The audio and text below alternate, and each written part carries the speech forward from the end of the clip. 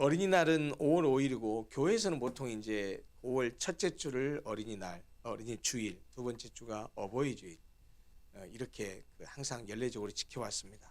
아시다시피 어린이날은 소파 방정환 선생님에 의해서 시작됐죠.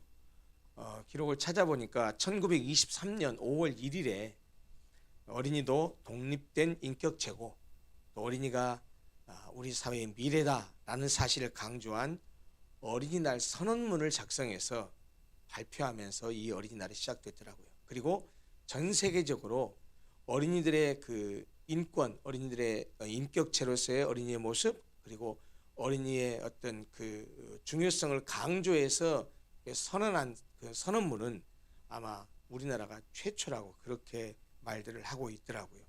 바로 소파 방정환 선생님에 의해서 어린이들의 가치가 새롭게 부각되고 우리의 미래에 대해서 그들을 존중하고 또 그들을 사랑해야 한다는 것을 그렇게. 그런데 어린이 주일을 최초로 제정한 나라는 미국입니다. 매사추세츠주 유니버설리스트 제1교회가 어린이들을 그리스도인으로 훈련시키고 어른들에게 어린이에 대한 인식을 새롭게 하기 위해서 1856년 6월 둘째 주일을 어린이 주일로 정하고 행사를 가졌다고 합니다. 실제로 제가 알기로는 미국에서는 우리처럼 5월달이 아니고 지금도 그 모든 주가 그렇지는 않지만 6월 둘째 주일을 어린이 주일로 정해서 이렇게 하는 그런 주들이 많은 것으로 알고 있습니다. 이렇게 매사추세츠주 유니버설리스트 제1교회가 제일 먼저 이 어린이 주일을 정하고 행사를 가진 이 소식이 이제 계속해서 전파되면서 그로부터 약 20년 후인 1868년에는 미국의 감리교회가, 그리고 또 그로부터 약 20년 후에는 1883년에 미국 대부분의 교파의 교회들이 바로 이 어린이 주일을 승인하게 되었고 또 어린이 주일을 지키게 되었다고 합니다. 우리나라는 아시다시피 미국 선교사들에 의한 영향을 많이 받았습니다. 우리 한국 교회는. 그래서 미국 기독교의 영향을 받은 우리나라도 미국처럼 처음에는 6월 둘째 주일을 어린이 주일로 지켜오다가 방정환 선생님에 의해서 어린이날에 대한 그런 것이 국가적으로 이렇게 계속 이어오면서 1956년부터 5월 5일이 어린이날이기 때문에 5월 5일이 첫째 주에 있지 않겠습니까? 그래서 5월 첫째 주를 어린이 주일로 지켜오게 되었고 그 전통이 지금 50년 넘게 오늘에까지 이렇게 이어오고 있습니다.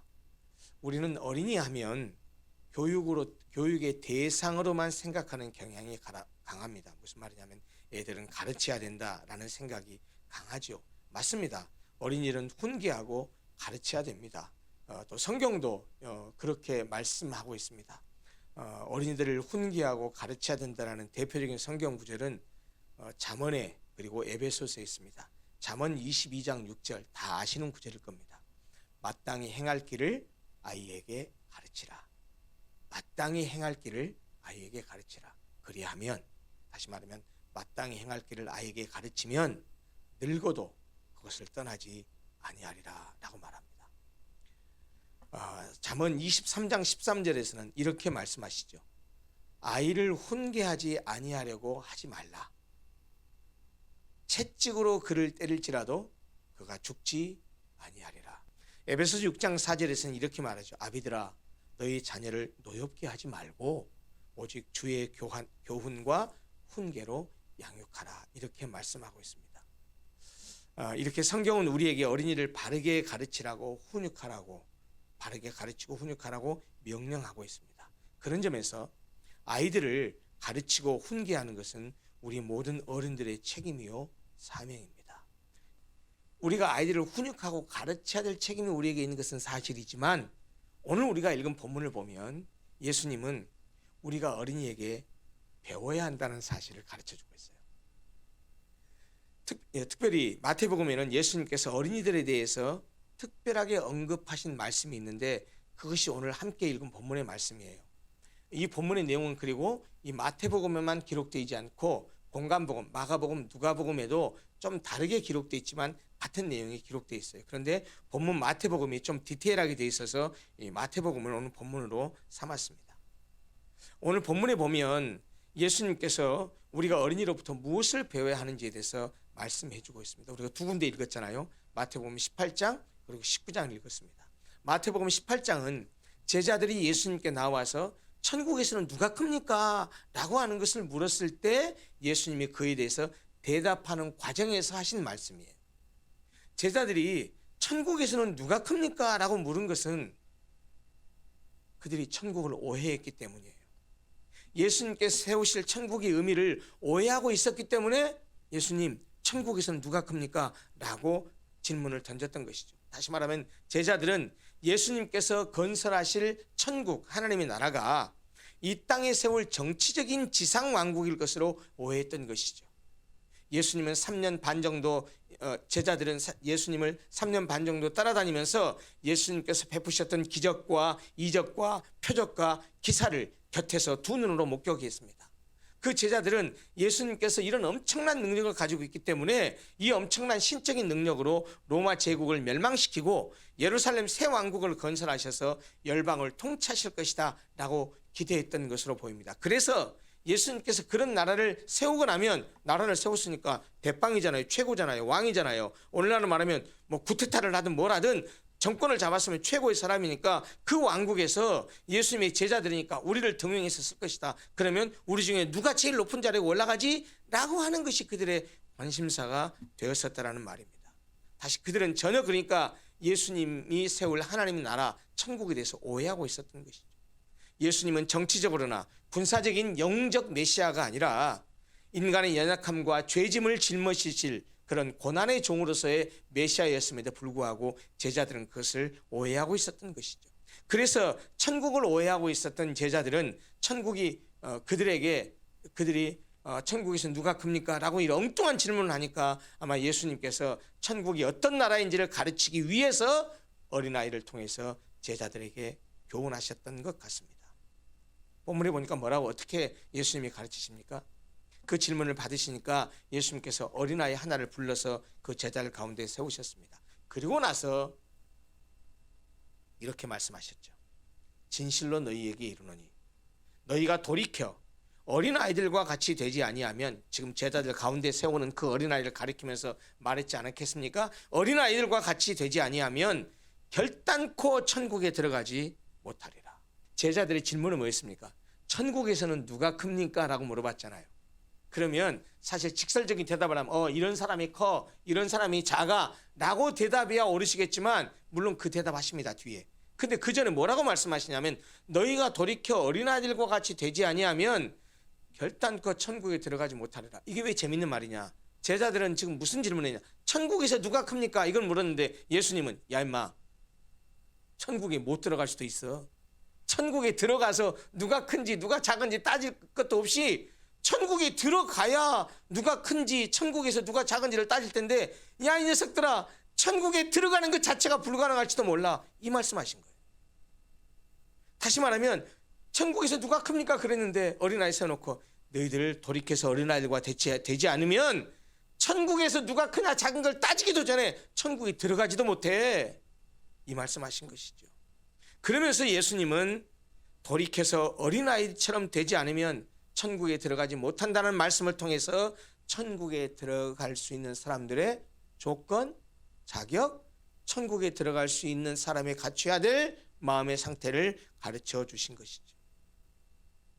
여기서 예수님께서 너희가 돌이켜 어린아이들과 같이 되지 아니하면 이라고 말했을 때 돌이킨다라는 이 말에 해당하는 헬라어가 스트라페테라는 단어인데요. 이 말의 원래의 뜻은 얼굴을 돌리다, 몸을 돌이키다, 이런 물리적인 방향 전환을 의미할 뿐만 아니라 의도적으로 마음이나 태도, 행동 양식을 바꾸는 것을 의미합니다.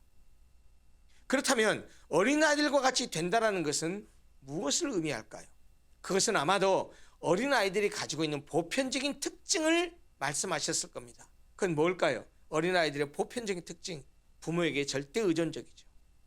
부모의 말에 절대 순종하죠. 그리고 가르침을 잘 받아들입니다. 물론 떼쓰는 아이도 있지만 떼쓴다고 해서 부모에게 막 저기 하진 않죠. 또 물론 애들이 떼쓴다고 그 때에 부모가 이기지 못하는 경우도 있지만 일반적인 자녀들의, 일반적인 어린이들의 특징이 뭡니까? 그건 절대 의존적이에요. 절대 순종적이에요. 그리고 단순해요. 잘 수용적이에요. 아마 그래서 예수님께서는 돌이켜서 어린아이들과 같이 돼야 된다는 말을 바로 이런 것으로 말씀하시면서 하나님에 대해서 가져야 될 자세와 태도를 어린아이에 빗대서 가르치신 것으로 보입니다. 그러므로 돌이켜서 어린아이들과 같이 되는 것은 교만한 마음을 버리고 변화돼서 어린아이처럼 하나님에 대해서 절대 의지하고 그 말씀에 순종하는 것을 말하고 있다는 것이죠. 결국 예수님은 누가 더 큰지를 따지는 제자들에게 어린아이를 세워놓고 너희는 회개하고 마음과 생각을 바꾸어서 어린아이들과 같이 하나님께 절대 의존적이고 하나님 말씀에 순종하는 자, 그 사람만이 하나님 나라에 들어갈 수 있다고 말씀하심으로써 결국 천국 시민의 표본이 바로 어린아이와 같은 사람이라는 사실을 교훈하신 것입니다. 그러고 나서 이어서 4절에서 이제 제자들의 질문에 답하셨어요. 천국에서 누가 큰지를 먼저 그렇게 3절에서 말씀하신 다음에 4절에서 이렇게 말씀하셨습니다. 그러므로 누구든지 이 어린아이와 같이 자기를 낮추는 사람이 천국에서 큰 자니라. 이 어린아이처럼 자기를 낮추는 사람이 천국에서 큰 자야 라고 결론적으로 말씀하셨습니다. 그런 어린아이처럼 자기를 낮춘 사람이 천국에서 큰 자라는 것이죠. 어린아이처럼 겸손한 자세로 낮아져서 자발적으로 남을 섬기며 순종하는 종의 도리를 다하는 사람이 천국에서 큰 자라는 것입니다. 결국 마태복음 18장의 말씀은 천국 시민으로서의 우리에게 먼저 교만한 마음과 생각을 회개해서 돌이킨 다음에 어린아이와 같이 되라고 우리를 가르치시는 그런 말씀입니다. 어린이들처럼 자기를 낮추는 사람이 되라는 말씀이죠. 그래야 천국에 들어갈 수 있고 그래야 천국에서 큰 자로 인정받을 수 있다고 가르치신 것입니다. 그것이 마태복음 18장에 있는 말씀의 의미입니다. 19장의 말씀은 18장과 좀 맥락이 다른 상태에서 주어졌어요. 그렇지만 이 19장의 말씀도 우리에게 어린이를 통해서 큰 교훈을 주고 계십니다. 사람들이 예수님께 어린아이들을 데리고 왔어요. 왜 데리고 왔냐? 예수님이 어린아이들을 좀 안수하고 기도해 주시면 바라고 어린아이들을 예수님께 데리고 갔습니다. 사실 그 당시에 랍비와 같은 이런 존경받는 사람에게 어린아이를 데리고 가서 안수 기도를 받는 것은 당시의 풍습이었습니다. 이 본문에 어린아이라고 번역된 이 단어는 파이디온이라는 헬라어 단어입니다. 헬라어의 온으로 끝나면 복수는 아가 됩니다. 그러니까 어린이들 그러면 파이디아가 되는데 단수는 파이디온이에요. 이 파이디온이라는 말은 이 어린아이에 해당하는 말인데 이 말은요 어떤 때 쓰이는 단어냐면 갓난아기서부터 시작해서 7살 이전에 아주 어린 아이들, 유아나 7살 이전에 꼬맹이들을 가리키는 그런 용어입니다. 그런데 예수님 이전 시대뿐만 아니라 예수님 당대에도 어린이나 여자들은 그 집 가장의 재산 목록에 포함되었을 뿐이지 그들을 인격적으로 대우하지 않았습니다. 사람 대접 못 받았습니다. 이 말은 여자와 어린이들이 경시되었다는 말이죠. 그래서 그랬는지 모르겠지만은 예수님께 사람들이 아이를 데리고 가서 좀 안수기도 해주기를 바라고 기도해 주기를 바랐는데 제자들이 그렇게 아이들을 데려오는 그 사람들을 보고서 꾸짖으면서 금했어요. 무슨 말이냐? 야, 왜 이렇게 귀찮게 그 얘들을 예수님께 데려와? 라고 아마 그랬던 것 같아요. 왜 어린아이를 데리고 와서 예수님 귀찮게 하고 바쁜 예수님을 더 힘들게 하냐? 라고 말했던 것 같아요. 그런데 그것을 보셨던 예수님은 오히려 제자들을 꾸짖으셨습니다. 어린아이들의 접근을 제지하는 제자들을 향해서 꾸짖듯이 말씀하셨어요. 그 말씀이 이런 내용입니다. 어린아이들을 용납하고 내게 오는 것을 금하지 말라. 그 다음에 뭐라고 하셨죠? 천국이 이런 사람의 것이니라. 본문 마지막 절을 보면 처음에 어린아이들을 데리고 왔던 사람들의 바람대로 어린아이들에게 안수해 주셨다라고 성경이 말하고 있어요. 그런데 여기 14절 하반절이 천국이 이런 사람의 것이니라 라는 말로 번역됐는데 헬라어 원어가 한 단어가 번역이 안 된 말이 있어요. 천국이 이런 사람의 것이니라 라는 이 말 앞에 헬라어 원어가 가르라는 접속사가 있는데 우리나라 성경에는 번역을 안 했어요. 가르라는 말은 왜냐하면이라는 의미를 가지고 있습니다. 그러니까 결국 예수님께서 어린아이들을 용납하고 내게 오는 것을 금하지 말라고 하신 이유를 제시하신 것인데, 그 이유가 뭐예요? 천국은 이 어린아이들과 같은 사람의 것이기 때문에 어린아이들이 용납하고 그들이 내게 오는 걸 금하지 말라는 것이죠. 여러분, 그렇다면 어린아이와 같다라는 것이 무엇입니까? 험악한 세상살이를 하면서 세상의 때가 묻은 어른과는 다른 천진무구함을 의미하기도 합니다. 그러나 어린아이와 같다라는 것은 단순히 어린아이의 가식 없고 천진무구한 순수함만을 의미하는 것은 아닙니다. 어린아이의 순수한 수용적인 자세, 부모의 보살핌과 도움 없이 살아갈 수 없는 절대 의존적인 존재라는 것입니다. 그리고 한 가지 더, 어린아이와 같은 것은 당시의 사회 분위기대로 어린이의 무력하고 낮은 사회적 지위를 의미하기도 합니다. 결국 주님은 이 19장에서 사람들이 애를 예수님 앞에 데리고 왔었을 때 그것을 제지했던 제자들에게 하셨던 이 말씀을 통해서 예수님은 우리에게 천국에 들어갈 수 있는 사람의 자격을 가르치신 셈이에요. 하나님 앞에서 피조물이요 죄인인 자신의 참모습을 발견하고 자기를 낮춰서 겸손한 모습으로 하나님께 나아오며 어린이가 부모를 신뢰하고 믿고 따르듯이 순수한 마음으로 하나님을 절대 신뢰하고 의지하며 순종하는 자가 천국에 들어가게 될 것이다 라고 교훈하고 있는 것입니다. 결국 이 마태복음 18장과 19장 두 곳에서 예수님께서는 아이들에 대해서 말씀을 하시는 것을 통해서 우리에게 분명히 교훈하고 있다는 사실을 깨달아야 됩니다. 그것이 뭡니까? 우리가 분명히 알고 깨달아야 하는 사실은 뭡니까? 그것은요, 예수님께서는 어린이들을 매우 귀한 존재로 보고 있다는 것입니다. 그리고 오늘 설교 제목처럼 천국 시민의 표본으로 어린아이들을 제시하고 있다는 사실입니다. 예수님은 어린이들도 하나님의 형상이라는 사실을 인정하셨습니다. 비록 어른들이 보기에 어린아이들은 철도 없고 그런 것 같아도 예수님은 그들을 인격체로 인정하셨습니다. 그리고 그들의 천진, 순진, 무구한 특성을 천국 시민이 가져야 될 자격이라고 하시면서 어린이를 천국 시민의 표본으로 제시하신 것입니다. 그럼에도 불구하고 우리는 어린이들을 무시하고 그들을 하찮게 생각하는 경향이 있는 것 같습니다. 그래서 어린이들의 말을 귀담아 들으려 하지 않고 어린이들을 온전한 인격체로 상대하려고 하지 않는 것 같습니다. 오늘 우리가 말씀에서 보았듯이 예수님께서 어린이를 천국 시민의 표본으로 제시하셨음을 기억하고 결코 어린이를 무시하거나 하찮게 여겨서는 안 됩니다. 특별히 자녀를 우리의 소유물로 생각해서도 안 됩니다.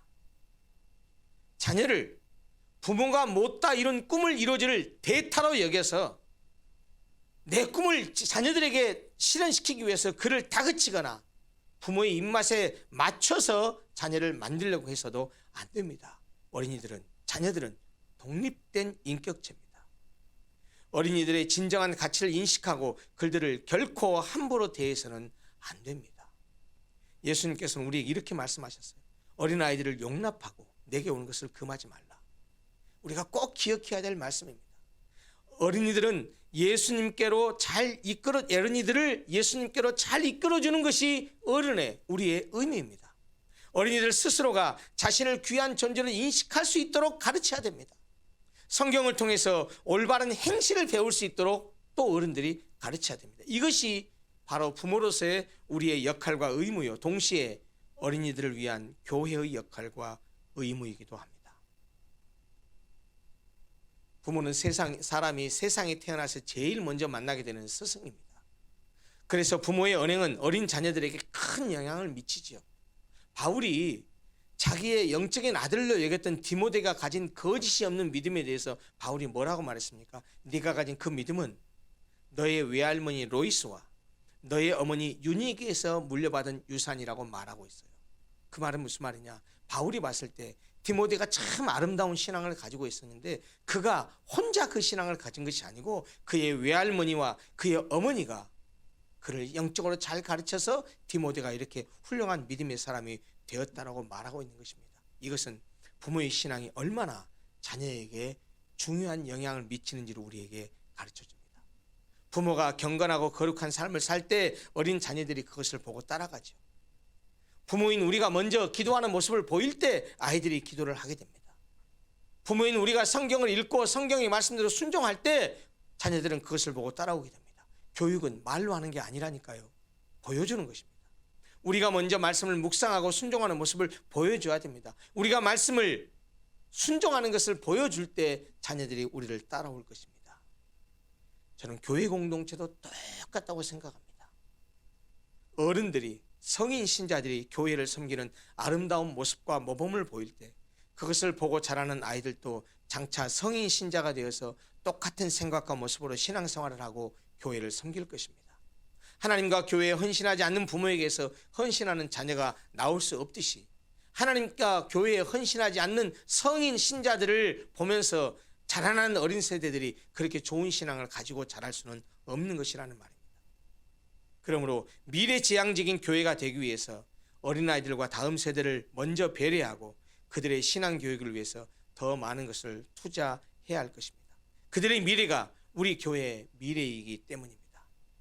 나아가서 우리는 예수께서 왜 어린이들을 귀한 존재로 보시고 또 그들을 천국 시민의 표본으로 제시했는지를 잊어서는 안 됩니다. 그것은 부모를 전적으로 의존하고 신뢰하는 어린이들의 특성 때문이라는 사실을 말씀드렸습니다. 어린아이들과 같이 되지 아니하면 결단코 천국에 들어가지 못하리라 라는 18장에 있는 말씀이라. 어린아이들을 용납하고 내게 오는 것을 금하지 말라. 천국이 이런 자의 것이니라 라고 말씀하신 19장의 말씀 모두 다 부모에 대한 전적인 의존과 신뢰, 부모의 말씀에 대한 순수한 순종, 바로 이것이 어린이들의 특징이고 이것이 바로 천국 시민의 표본이라는 사실을, 천국 시민의 표본이 바로 어린이라는 사실을 우리에게 가르쳐주고 있는 말씀입니다. 이것은 우리 그리스도인들에게 하나님을 아버지라고 부르는 하나님의 자녀인 우리에게 하나님에 대한 전적인 의존과 신뢰 그리고 그의 말씀에 대한 순수한 순종이 필요하다는 사실을 말해주고 있습니다. 마무리하겠습니다. 예수님은 어린이를 매우 소중하게 생각하시고 천국 시민의 표본으로 삼으시고 우리에게 말씀하셨습니다. 따라서 우리는 자기를 낮추는 어린아이와 같이 늘 겸손하게 주를 의지하는 사람이 되어야 합니다. 나아가서 우리는 우리 어린이들에 대한 책임의식을 가져야 됩니다. 다음 세대에 대한 그런 의식을 가져야 됩니다. 어린이들이 바르게 자라고 하나님께서 요구하시는 인격과 교양을 갖추게 하기 위해서 그들에게 먼저 신앙의 모범을 보여줘야 됩니다. 그리고 교회적으로 말하자면 그냥 우리만 생각할 것이 아니고 지금 자라나는 다음 세대들, 우리 유년부, 청소년부, 청년부들의 지대한 관심을 가져야 됩니다. 어린이 주일에 특별히 우리 장년 성도들에게 그런 말씀을 드리고 싶습니다. 애들에게 좀 본을 보이고 그리고 애들이, 어린아이들이, 젊은 세대들이, 다음 세대들이 우리 교회 안에서 오히려 저들이 우리 교회의 주인공이 되고 오히려 저들이 교회의 주축이 될 수 있도록 우리가 좀 장을 열어들고 우리가 희생하고 헌신해야 되는 것이 아닌가, 또 그런 마음을 가졌으면 좋겠다라는 부탁을 꼭 드리고 싶습니다. 오늘 하나님께서, 예수께서 우리에게 주신 말씀을 통해서 꼭 기억하십시다. 천국 시민의 표본으로 어린아이를 제시하셨습니다. 우리가 우리의 자신의 모습을 돌아보면서 우리가 정말 어린아이와 같은 그런 자세, 태도, 그런 신앙을 가지고 있는지를 돌아보면서 어린이들이 우리의 신앙으로서 그 순수한 면들, 그 철저히 부모를 의지하고 신뢰하는 그런 모습을 보면서 우리도 그런 믿음을 갖게 해주시고 그렇게 하나님을 따라가게 해주십시오라고 다짐하는 복된 어린이 주일이 되었으면 좋겠습니다. 기도하겠습니다.